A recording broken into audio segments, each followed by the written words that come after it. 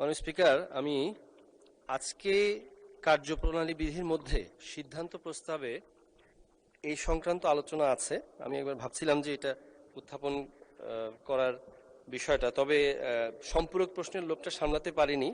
আলহামদুলিল্লাহ, আল্লাহ তকদিরে রেখেছেন। মাননীয় স্পিকার, 177 নং প্রশ্ন, বিষয়টা এমন হয়েছে পড়েছ মোগলের হাতে খানা খেতে হবে সাথে, তবে ভালো হয়েছে মাননীয় স্পিকার। আমি 177 নং প্রশ্ন, তারকা চিহ্নের প্রশ্ন, মাননীয় শিল্পমন্ত্রী মহোদয় অনুগ্রহ করিয়া বলিবেন কি বর্তমানে বন্ধকিত রংপুর সুগার মিলস লিমিটেড পুনরায় চালু করিবার কোনো পরিকল্পনা আছে কিনা, থাকিলে তাহা কবে নাগাদ বাস্তবায়ন হইবে? ধন্যবাদ মাননীয় স্পিকার। মাননীয় মন্ত্রী। মাননীয় স্পিকার, আপনাকে ধন্যবাদ। আপনার মাধ্যমে সদস্যকেও ধন্যবাদ। তারকা চিহ্নিত প্রশ্ন 177-এর উত্তর হচ্ছে যে রংপুর সুগার মিলস পুনরায় চালুর পরিকল্পনা আছে, কিন্তু এটি অর্জন করাটা অনেক কঠিন।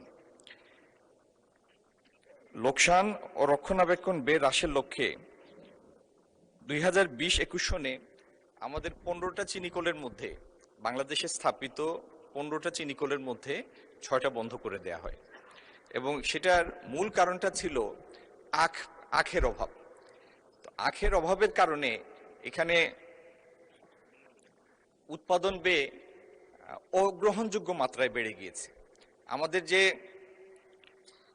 চালু মিলগুলি আছে সেখানে উৎপাদন ব্যয় পড়ে প্রায় 260 টাকার মতো প্রতি কেজি। তো তারপরেও যদি আখ প্রাপ্তি নিশ্চিত করা যায়, আখ প্রাপ্তি সাপেক্ষে আমরা এই মিলগুলি চালু করতে চাই। ধন্যবাদ মাননীয় স্পিকার। মাননীয় সদস্য স্যার, একটি সম্পূরক প্রশ্ন করুন। মাননীয় স্পিকার, আপনাকে ধন্যবাদ। আজকের সিদ্ধান্ত প্রস্তাবে তো আসবে এটা, এখানে যে সংশোধনী মাননীয় 10 জন সংসদ সদস্য এটাকে সংশোধনী দিয়েছেন, এটা অত্যন্ত আশাব্যঞ্জক। সে কারণে ওখানেই সে আলাপগুলো হবে ইনশাল্লাহ। আমি আপাতত এতটুকু বলবো মাননীয় স্পিকার, দেখুন এর আগেও আমরা, আমারই হাত দিয়ে আল্লাহ সহজ করেছেন, দেশনেত্রী বেগম খালেদা জিয়া তিনি আমার নির্বাচনী প্রতিশ্রুতি অনুযায়ী 2006 সালে এই মিলটি একবার পুনরায় চালু করেছিলেন মাননীয় স্পিকার। পরবর্তীতে প্রশ্ন করুন মাননীয় সদস্য, প্রশ্নটা কি? প্রশ্ন করুন, প্রশ্ন করুন। জি মাননীয় স্পিকার, ওই প্রশ্নটাই জাস্ট 2 সেকেন্ড মাননীয় স্পিকার। তো ঘটনা হয়েছে কি, ফ্যাসিস্ট আমলে তারা এটা আবার লস করে বন্ধ করেছে। তো আমি মাননীয় মন্ত্রী মহোদয়কে এটা অনুরোধ করব যে এরকম কি সুযোগ আছে যে আমাদেরকে একটু অ্যাকাউন্টেবল করুন। আমরা যেরকম উপজেলা প্রশাসনের ওখানে আমরা মুখ্য উপদেষ্টা আছি, তো এই ধরনের মিলগুলো আমরা চালু করব আর ভিতরের ব্যুরোক্রেসি বা অন্যান্য কোনো সমস্যার কারণে এটা বারবার বন্ধ হবে, এটা তো হয় না। যেমন ওই অ্যামেজিং স্পাইডারম্যানের পিটার পার্কার বলছে, with great power comes great responsibility.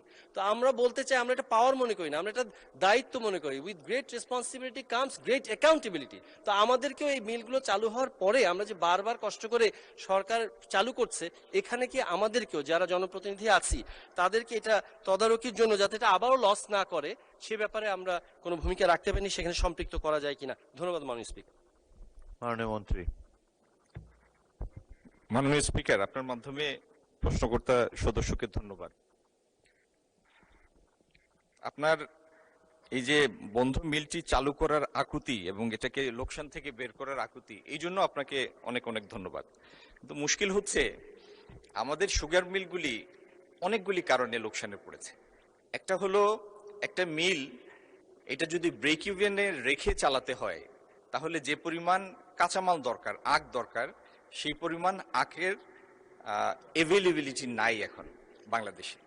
দ্বিতীয়ত, এই মিলগুলি এক একটা প্রতিষ্ঠা হয়েছে মিড 50s-এ, যে কারণে মিলের বয়স এক একটার 70-75 বছর, এবং মিলের যন্ত্রপাতিগুলির ইকোনমিক লাইফ অনেক আগেই অতিক্রান্ত হয়েছে।